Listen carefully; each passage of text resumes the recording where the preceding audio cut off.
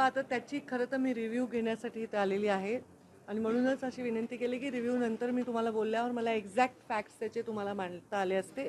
परंतु आता मी रिव्ह्यू घेतल्यानंतर याचे डिटेल्स माझ्या सोशल मीडियावर पण टाकेन. आता आम्ही सगळ्या नद्या जशी नाग नदी आहे, तशी इंद्रायणी आहे, मुळा मुठा आहे, पंचगंगा आहे, गोदावरी आहे, चंद्रभागा आहे, या सगळ्या विषयांवर आता एक प्लॅन करतोय, एक थरो प्लॅन करतोय. खरंच आहे, नदीचे पुनर्जीवनासाठी प्रचंड पैसा मिळतो, वेगवेगळ्या CSR ॲक्टिव्हिटीज चालतात, पण आपल्याला हवा तसा रिझल्ट त्याच्यामध्ये मिळत नाही.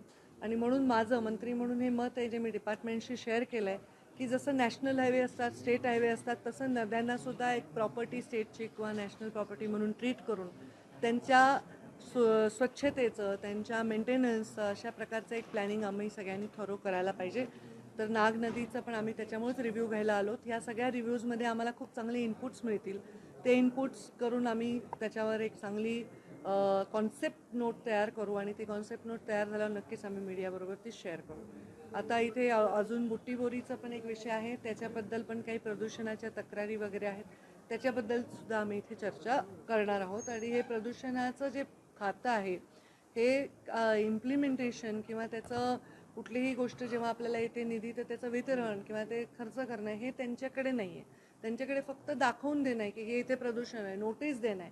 ह्याच्या पलीकडे हे खातं जावं आणि त्याच्यामध्ये नोटीस न देता त्याच्यामध्ये अंमलबजावणीसाठी सुद्धा आमचं खातं काम करावं. ह्याच्यासाठी आता खूप डिझाईन करणं किंवा त्या खात्याला रिस्ट्रक्चर करणं हे आमचं चालू आहे.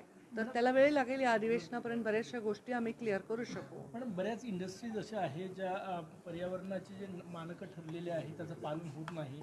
तुम्ही मंत्री झाल्यानंतर ऑडिट होणार आहे का या, कारण की एन्व्हायरमेंटचा मोठा इश्यू नक्कीच ऑडिट होणार आहे. आणि आम्ही काही अँटी एस्टॅब्लिशमेंट नाही आहोत. आम्हाला एस्टॅब्लिशमेंट हवी आहे, आम्हाला इंडस्ट्रीज हव्या आहेत. इंडस्ट्रीच्यामुळे रोजगार असतो, त्या भागाचा फायनान्शियली त्याला फायदा होत असतो.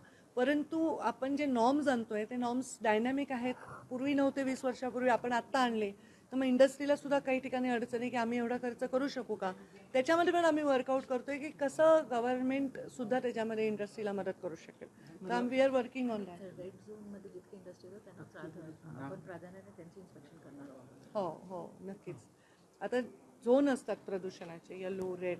तर रेड झोनमध्ये जे आमचे इंडस्ट्रीज आहेत त्या रेड, आत्ताच आमच्या सेक्रेटरीने सांगितल्याबरोबर, म्हणजे त्यांच्यासाठी आम्ही स्पेशल म्हणजे त्याचं काय म्हणतात इन्स्पेक्शन ह्याच्यावर आम्ही जास्त जोर देणार आहोत आणि त्यांना कसं अपग्रेड करता येईल याचा प्रयत्न करू. नागनदी बाबत संपूर्ण विचार होतो आहे, पण नागनदीचा उगम हा नागपूरच्या अंबाझरी तलावापासून होतो आहे. गेल्या काही काळापासून पूर पण नागपुरात अंबाझरीपासून मोठ्या प्रमाणात जो गेल्या 2 वर्षापूर्वी पाहिला होता.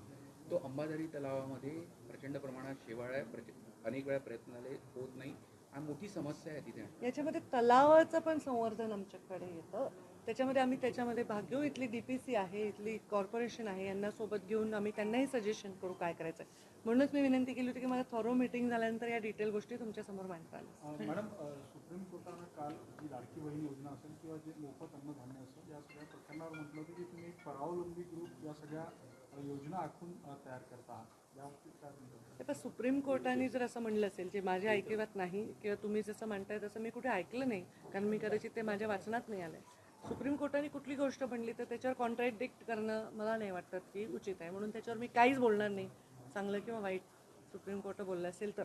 छगन भुजबळ भाजपची जवळीकता वाढती आहे त्यांची, ते पण ओबीसी नेते आहे, तुम्ही पण ओबीसी नेते आहात, कसं असं तुम्ही म्हणलंच नाही पाहिजे कोणत्या नेत्याला की तुम्ही OBC आहेत, तुम्ही मराठा आहेत, तुम्ही अमुक आहेत, असं नाही म्हणलं पाहिजे. नेता नेता असतो आणि तो सगळ्या समाजाला सांभाळत असतो.